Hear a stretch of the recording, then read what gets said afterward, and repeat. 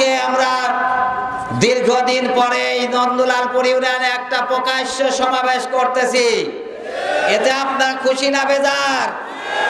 প্রিয় কর্মী ভাইরা, প্রিয় এলাকাবাসী, আল্লাহ পাক রব্বুল আলামিন ঘোষণা করেছেন যে আমি আমার রাসূলকে পাঠিয়েছি সকল ধর্ম মতের উপরে ইসলামকে একমাত্র বিজয়ী দিন হিসাবে প্রতিষ্ঠা করার জন্য।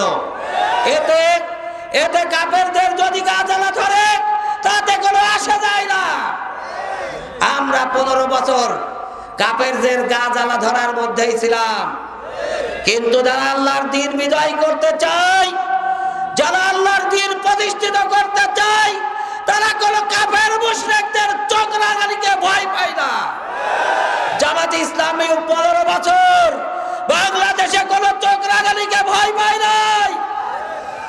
জামাত ইসলামী এই বাংলাদেশে আল্লাহর দ্বীন বিজয় করার জন্য কোরআনকে আঁকড়ে ধরে বাংলাদেশের প্রতিটি প্রান্তরে আল্লাহর দ্বীন বিজয় করার চেষ্টা করেছে।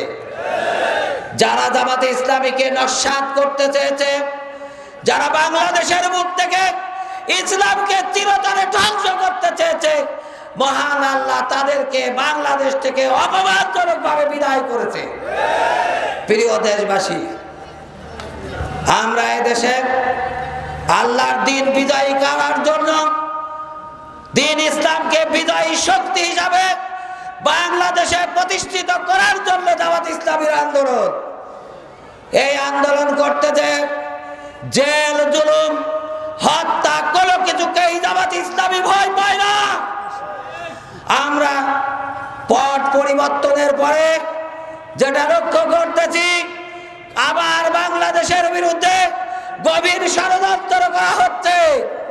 ষড়যন্ত্রকারীদের আমরা সাবধান করতে চাই। ছাত্র জনতা যেভাবে এই দেশ থেকে যারা ইসলামকে মুছে দিতে চেয়েছে তাদেরকে বাংলাদেশ থেকে বিদায় করেছে, যারা বাংলাদেশ দিয়ে ষড়যন্ত্র করতেছে তাদের ষড়যন্ত্র দাঁত ভাঙা জবাব দিয়ে বাংলাদেশ থেকে নির্মূল করা হবে ইনশাআল্লাহ। প্রিয় কর্মী ভাইরা, আমরা আপনাদের আহ্বান জানাতে চাই, আমরা একটা লক্ষ্যকে সামনে নিয়ে আমরা এই আন্দোলন করতেছি।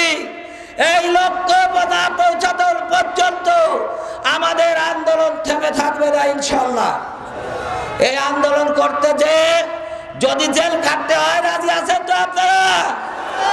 যদি সময়ের কুরবানি দিতে হয়, যদি আরো কিছু কুরবানি দিতে হয়, সকল কুরবানি দিয়ে বাংলাদেশে আল্লাহর দ্বীনকে বিজয় করার মাঠে আমরা থাকবো ইনশাআল্লাহ। আমি সবাইকে আহ্বান জানিয়ে সবার সুস্বাস্থ্য কামনা করে আমার কথা শেষ করছি। আসসালামু আলাইকুম ওয়া রাহমাতুল্লাহ।